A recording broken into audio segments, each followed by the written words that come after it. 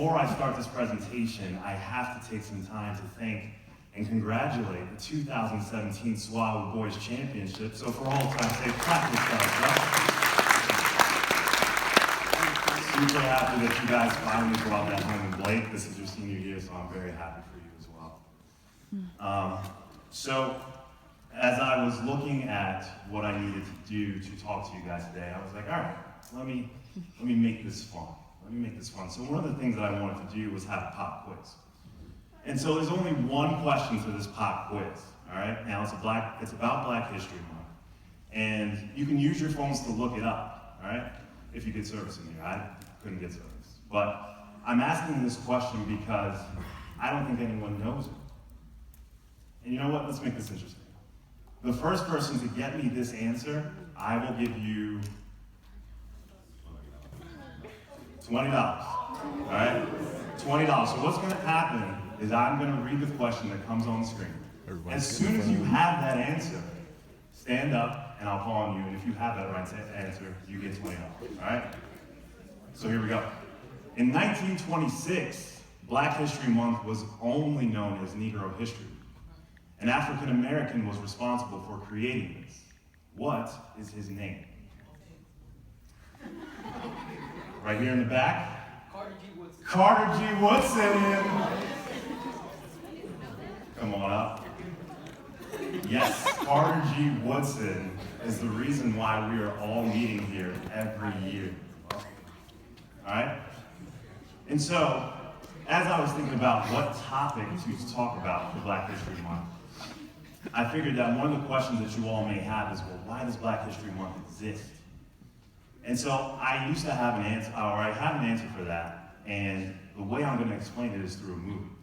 Now, I like to explain things through movies and TV shows because I think it's easier to relate to things like that. And the movie I want to talk about today is Inception, okay? Now, for those of you who have not seen Inception, it takes place in a world where, much like hacking into a computer, people have figured out how to hack into each other's dreams. And so the movie focuses on a group of people who are trying to hack into someone else's dream, all right? Now, it's not as easy as that, and there are some obstacles along the way, and one of the obstacles that they face is a SWAT team. You see, the brain can figure out when someone's trying to hack into a dream, and what it does is it sends a SWAT team to eliminate the threat. It's kind of like antivirus protection, okay? So the SWAT team has come with their weapons, and they have cornered our hackers into a building, and these hackers have no way out. And so one of the hackers gets a great idea, and he goes, well, wait a minute, I'm in a dream world. So anything I dream of should be possible. So he imagines himself with a weapon, and just like that, he starts firing back at the SWAT team. And so, as this is going on, one of the other hackers comes over with a smile on his face. And this is in the middle of a battle, right? And this hacker comes over with a smile and he goes, you mustn't be afraid to dream a little bigger. And then he pulls out this massive weapon, aims it at the SWAT team, big explosion, and the battle is over. And I saw this and I said, this is perfect. This is exactly what I want to show you guys. You see, the first hacker could only think to defend himself. And it wasn't until the second hacker came along and showed him that there was a better way to do things that he then became inspired to do better next time. And that's the point of Black History Month. Black History Month is here for our inspiration.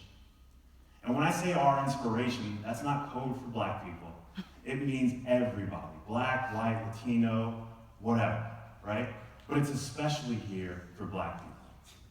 The reason being is that for so long in this country, Black people were told that we were stupid, that we're dumb, and that we don't necessarily count as humans.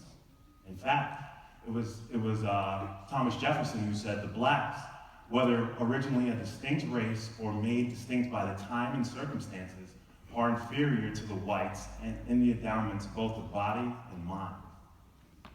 This was the president of the United States that said this about an entire race of people. It's crazy. So from 1619, when slavery started in America, all the way up to 1926, when Carter G. Woodson founded Negro History Week, the message was the same, that Black people are inferior. And so we have things like Black History Month to help inspire everyone and negate words like this, okay? So after I found that out, I was like, all right, well, who am I supposed to be inspired by? So I literally Googled, okay, who are the important Black people in Black history? And this giant list comes up. And at the top are these all-stars, you know, your Dr. Martin Luther Kings, and your Malcolm X's, and your Rosa Parks, all these great civil rights leaders. But as I keep going down that list, I find some more obscure people, like George Washington Carver, who had an obsession with peanuts. And he ended up creating 300 different products just by using peanuts. And then I keep going down that list, and I find that someone named Phyllis Wheatley, she was a slave who taught herself how to read. And then she ended up being one of the first Black, or the first Black person published ever, right? And even in the movie Hidden Figures last month, we found out about 3 Black women who helped NASA launch John Glenn into space. So I start reading about all these amazing things that Black people are doing in history, and I start to see a pattern. And I was like, this is what I'm gonna show you guys, because I don't think this has ever been presented to me this way, all right? So this pattern is a loop of 3 things that happen continually. The first thing is something that we've already talked about, and that's find inspiration, okay? Now you can find inspiration anywhere. I find inspiration by reading about people in history, but I also find inspiration from listening to the stories that everyone is telling today, right? And speaking of which, I don't often get a chance to check Snapchat, but when I do, you guys tell the best stories, all right? So I was on Snapchat over the break, and I'm looking through the stories, and a lot of you guys were talking about finals. And I did some more investigating, and I found out that some of you had an entire semester to work on a project, but that you waited until the last day to do it. And then I found out that as a result of trying to cram a semester's worth of work into one night, some of you had to stay up a consecutive 24 hours minimum just to finish. But the best story of all was seeing that one person in particular had to bring a bottle of water the next day to keep splashing on his face so that he wouldn't fall asleep in class. That, by far, is the most inspirational thing I've heard for last year, all right? And I looked at that and I said, this is awesome. And for the teacher's sake, I'll tell you, procrastination is bad. Don't do it, all right? But the slacker in me, I'm so proud of you guys. So proud of you. Doesn't it feel great to put something off until the last second and then still get it done? The best feeling in the world, right? So, one of the reasons why I want to talk about this quote by Plato is he goes, necessity is the mother of invention, right? But I want to tweak that a little bit, and I want to say that necessity is the mother of inspiration for invention. Because I believe that unless you're inspired to do something, you're not really going to do it. Unless you're inspired not to fail a class, you're not going to cram a semester's worth of work into one night, right? Another good example of inspiration is the Underground Railroad, right? As you can see, there's different routes to the Underground Railroad. So as far as I've been reading about slavery, I've been reading about slaves running away, all right? And one of the more important slaves to run away, the most famous, is Harriet Tubman. Now, Harriet Tubman escaped slavery multiple times. And that alone inspired me, because I was like, back then, there was no Google Maps, no iPhone, no nothing, right? It's just her and her 2 black feet following the stars to freedom. That's it. And along the way, she's helping to free other slaves as well, which is great. So I'm reading about her, and I'm like, all right, well, where's the part where she creates the Underground Railroad? Spoiler alert, she doesn't. The Underground Railroad was actually created by a group of abolitionists who wanted to see slavery abolished. And this wasn't their first idea. Their first idea was to, A, just get to pass legislation so that slavery would be done away with. But because the majority of the people needed the slaves for their crops, nobody was trying to hear that. And so rather than be discouraged and give up, what they did was they thought of this idea to have a network of houses or secret routes whereby slaves who were trying to escape could get away to freedom safely. And these are the routes they took. Some people went to Mexico, some people went to the Caribbean, and some people went all the way up to Canada. And in total, the Underground Railroad ended up saving over 100,000 slaves. Think about that. 100,000 lives were made different because somebody and a group of people were inspired to do something. And that do something is the second part of this, which is dream big. If you guys remember nothing else today, remember to dream big. Now, there's two components to dreaming bigger. The first is that you must continually dream, and the second is that you must dream for others. And one of the dreams that we hear about around this time of the month is Dr. Martin Luther King's dream. And in 1963, he's standing in front of the Lincoln Memorial giving this speech about equality to all these people. And one of the more famous parts of his speech is when he goes, I have a dream that one day, my 4 little children will one day grow up in a nation where they won't be judged by the color of their skin, but by the content of their character. So I did a little fact checking, and I was like, okay, well, is he continually dreaming? Absolutely. Dr. King gave speeches, he did protests, he led walk-ins, sit-ins, boycotts, did whatever he could to try to generate the idea that equality for all was the right thing to do. Second, did he dream for others? Of course he did. Dr. King was in a leadership position, and usually when you're in a leadership position, you are almost forced to dream for other people. And so when I looked at that and I stepped back and I saw exactly what he was trying to accomplish, I was like, man, that is both incredible and incredibly tough. Think about it, he's trying to get everybody to agree about one thing.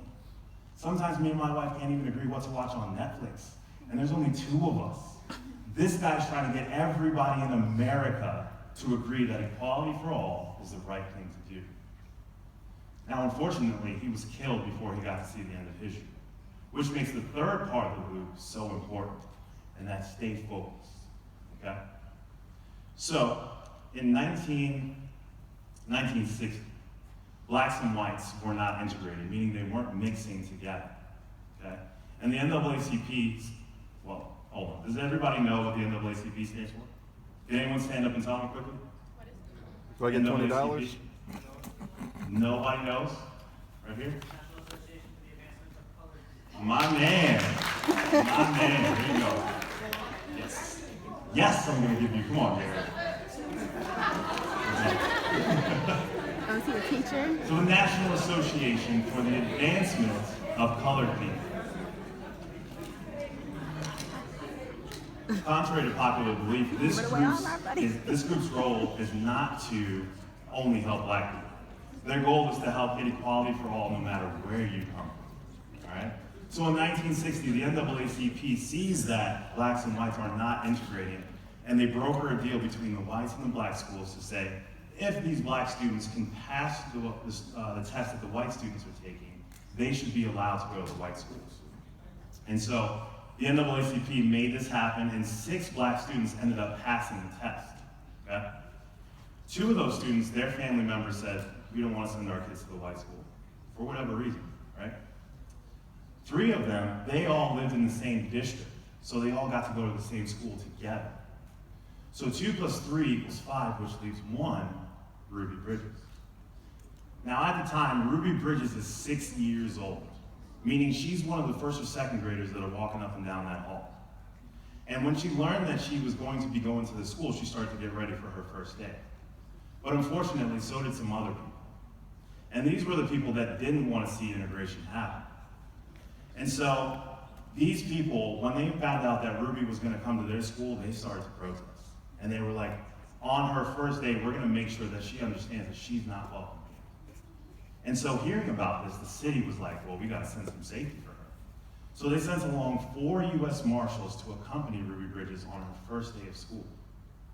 So as she's pulling up to school in the car, she's seeing images like this. Angry people, both parents and kids, with their signs. And the PG version of what they were saying was, we don't want you here, you don't belong. And so they keep driving. As Ruby pulls up to the front of the school, she sees this. This is where the people were at their angriest. And when they caught a sight of Ruby, they started yelling and screaming even harder, right?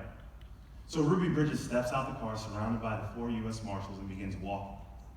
Now somebody gets close, as she's walking by the crowd, somebody gets close enough to her to say, we're gonna poison you. They said this to the 6-year-old. They said, "We're going to poison you." Hearing that, Ruby Bridges puts her head down and keeps walking. And as she's walking and she's getting closer to the door to go into school, something catches her eye. And it's that thing in the middle right there. Somebody had brought a doll and colored it in black and put it in a black coffin.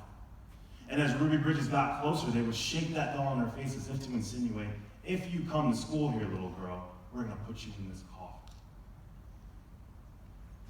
Crazy, right? But Ruby Bridges keeps walking until she's safely inside of the school.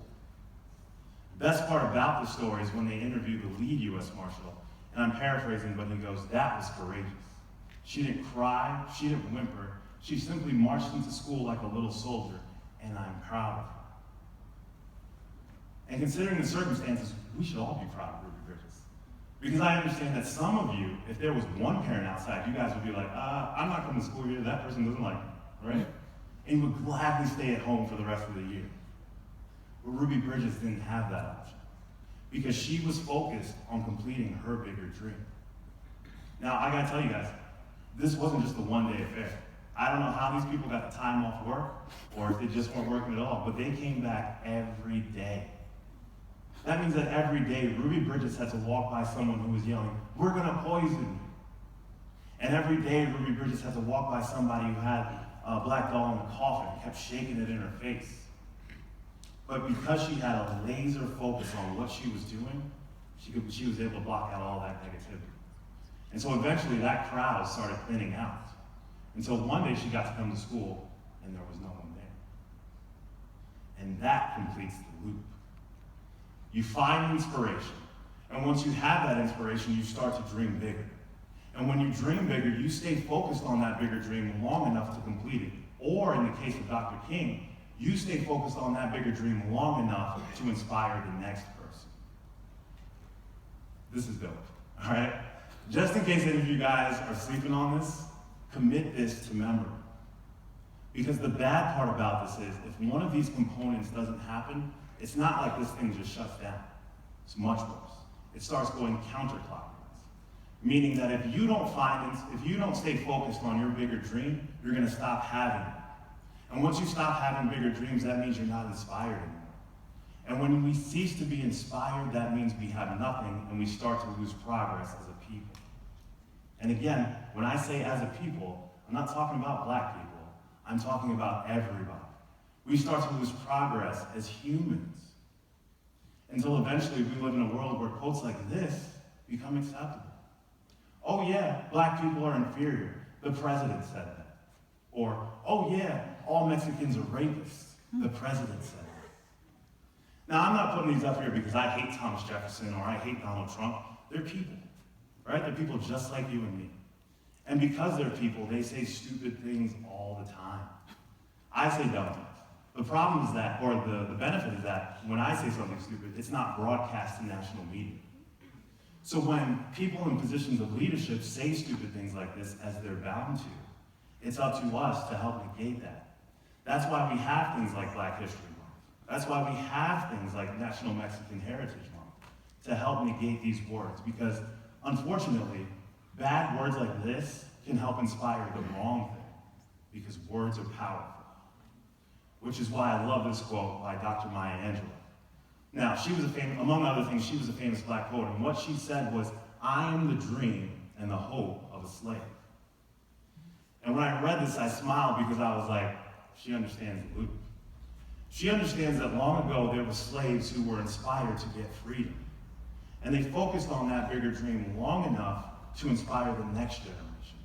And that generation inspired the next generation all the way down to Dr. Maya Angelou. And now, realizing her place in the loop, Dr. Maya Angelou is leaving this quote for us. You see, I believe we can be whatever we dream.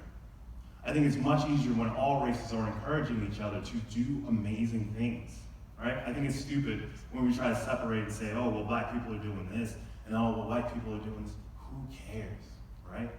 We all gotta go to school together. We all gotta live on the same planet. It's much easier if we learn how to work together. But that's my bigger dream. And after today, I'm counting on you guys to come up with your own. Don't forget and don't be afraid. Dream big.